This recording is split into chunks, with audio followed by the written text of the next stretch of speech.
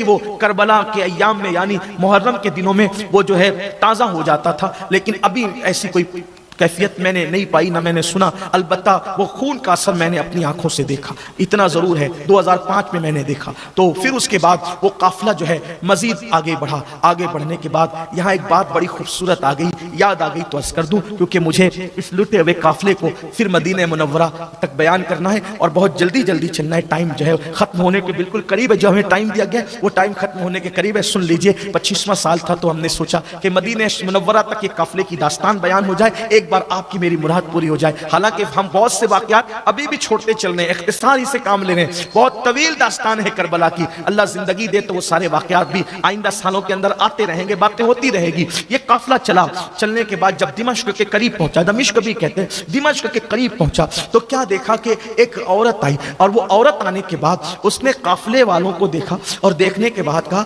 کہ اے شہزادیوں، اے نبی زادیوں، یہ میں تھوڑا سا کچھ کھانا لے کر کے آئی ہوں آپ لوگوں کے لیے، یہ کھانا آپ قبول کر لیں، یہ کھانا قبول کر لیں۔ تو اس وقت جو ہے وہ سیدہ زینب پاک نے پوچھا تمہیں کیسے پتا چلا ہم نبی زادیاں ہیں، ہم نبی کی اولاد ہیں؟ وہ کہا کہ میں سیدہ فاطمہ الزہرا کی ایک کنیز تھی اور میں نے ان کی بڑی خدمت کی ہے، تو انہوں نے مجھے بتایا تھا کہ سن 60 ہجری کے بعد، سن 60 کے بعد جو ہے وہ ایک قافلہ آئے گا اور اس میں جو اسیر اور قیدی ہوں گے وہ کوئی اور نہیں ہوں گے، وہ میری اولاد ہوں گے، ہو سکے تو ان کی خدمت کرنا۔ اللہ اکبر۔ بہرحال تو اس نے کھانا پیش کیا، سیدہ نے کہا اللہ تجھے جزائے خیر عطا کرے، تو کہا کہ میں جب ان کی خدمت کرتی تھی تو ایک بچی سیدہ کی گود میں تھی اور وہ سیدہ سے بہت مشابہ تھی، تو میں چاہتی ہوں کہ اس شہزادی کی ایک بار مجھے زیارت ہو جائے جو سیدہ کے بہت مشابہ تھی۔ ان کا نام زینب تھا اور ایک شہزادے تھے، چھوٹے شہزادے، ان کا نام حسین تھا،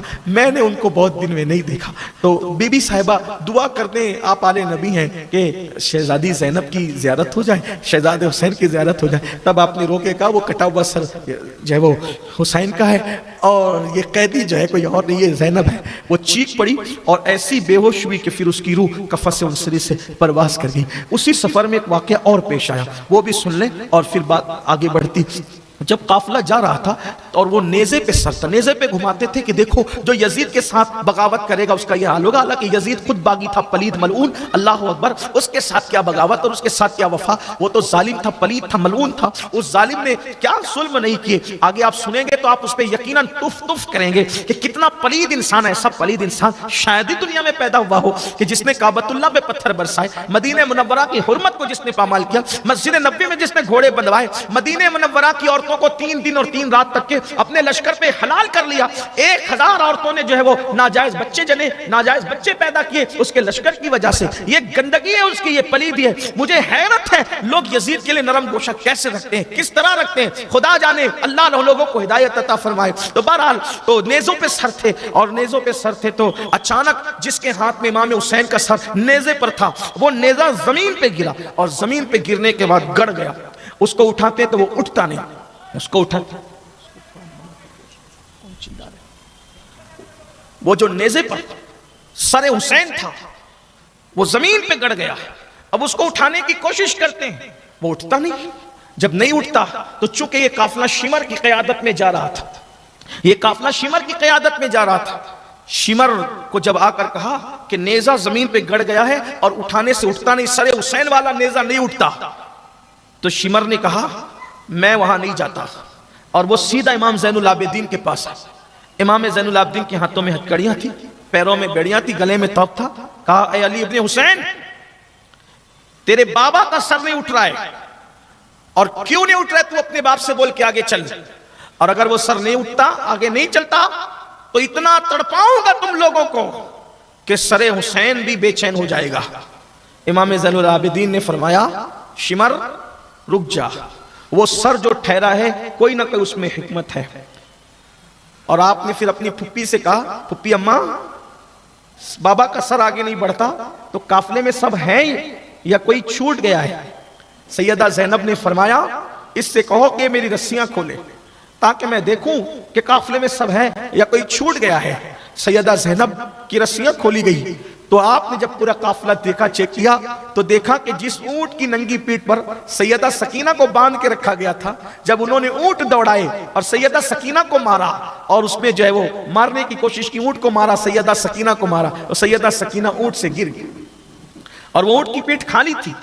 تو سیدہ زینب نے کہا ہائے سکینہ نہیں ہے، یہ سر اس لیے آگے نہیں بڑھتا کہ سکینہ نہیں ہے۔ تو سیدہ زینب نے پھر آواز لگائی، سکینہ سکینہ سکینہ کہاں ہو، جلدی آواز دو، میری بیٹی کہاں ہو۔ اسی طرح چلتے چلتے جنگل میں آواز لگائی تو کیا دیکھا، ایک پردہ نشین خاتون بیٹھی ہے اور اس کی گود میں سیدہ سکینہ ہے، اس پردہ نشین خاتون کی گود میں سیدہ، اور سیدہ کے وہ آنسو پوچھ رہی ہے، تسلی دے رہی ہے۔ تو اس وقت سیدہ زینب نے کہا بی بی اس لڑکی کو آپ اتنے پیار اور رحم کیوں کر رہی ہے، یہ تو گم ہو گئی تھی۔ تو اس وقت کہا کہ آخر حسین کی یتیم بیٹی پر کسی کو ترس نہیں آتا، تم کون ہو جو تمہیں ترس آتا ہے۔ تو اس وقت اس بی بی نے جب نقاب پلٹا فرمایا پہچانا، زینب پاک ماں کو دیکھ کے رو پڑی، تڑپ گئی، امی تمہارے خاندان کے ساتھ تمہارے بیٹوں کے ساتھ۔ سیدہ سکینہ کو اٹھایا، ساتھ لیا، چلنے کی طاقت نہ تھی سیدہ سکینہ میں۔ بالآخر جب یہ قافلہ دمشق پہنچا، دمشق سجایا گیا اور اہتمام کیا گیا، شادیاں نے ڈھول تاشے بج رہے تھے۔ میں پھر کہتا ہوں کہ کوئی تبصرہ نہیں کرنا چاہتا، لیکن اتنا ضرور کہتا ہوں کہ سنیو تھوڑا خیال کرو، سنیو تھوڑا دھیان دو، میری قوم کے جوانوں غور کرو کہ ان دنوں ڈھول کن کے گھر بج رہے تھے اور آنسو کن کے نکل رہے تھے۔ اس لیے تھوڑا بدعات اور خرافات پر بھی توجہ دو اور ان بدعات اور خرافات سے بچو۔ امام حسین کے نانا کو کیا منہ دکھاؤ گے، امام علی مقام کے نانا کو کیا منہ دکھاؤ گے؟